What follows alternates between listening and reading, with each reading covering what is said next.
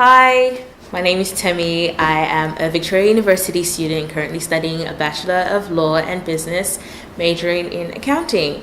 Unfortunately, I am not at Summit since I have gone back home to Nigeria, but I know Summit is going to be absolutely fun. And I'm here to tell you a little bit about myself.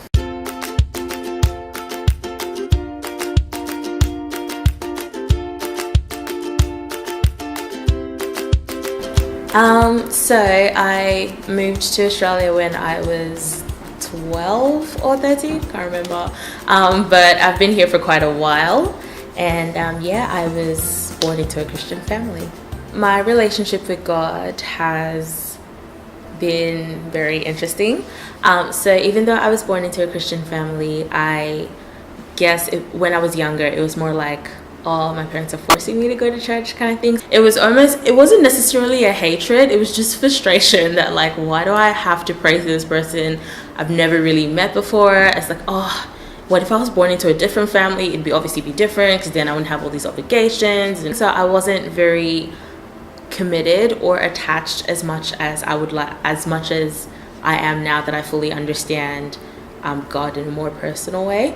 And I guess that ultimately just sort of reflected on my relationships with other people as well. So I didn't really trust a lot of people, and because I didn't trust a lot of people, I wasn't really friends with as many people. And so a lot of people used to tell me that I was a little bit intimidating because I was sort of like that very stoic faced person who didn't like to smile and, you know, get to know people better.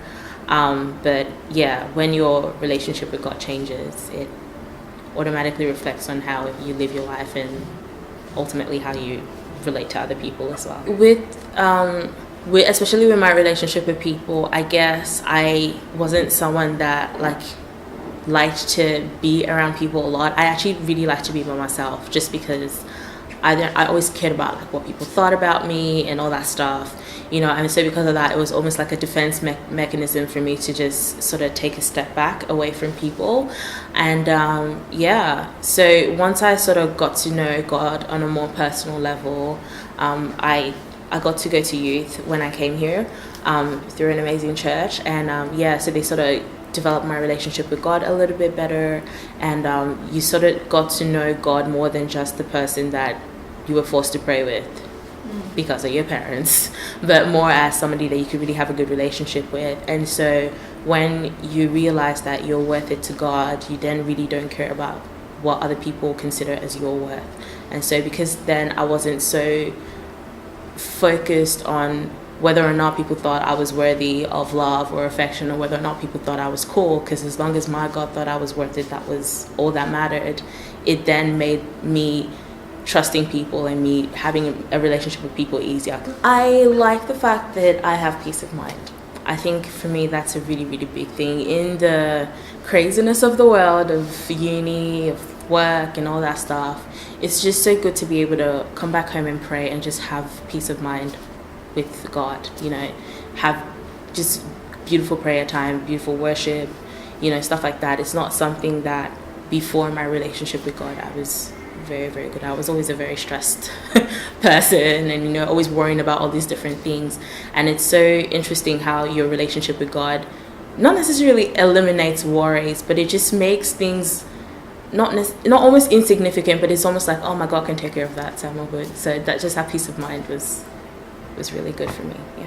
God's love has been very evident in my life through the people that He has placed in it. I think that God's love is evident through my youth leaders, through my mom, who has always been sort of like that encourager that's like, you know, go to church, do all this. It's just one of those things that you think about that you almost get overwhelmed that God loves someone so much, even regardless of all the things that we've done, His love for us just never knows no limits. I mean, He sacrificed His only Son.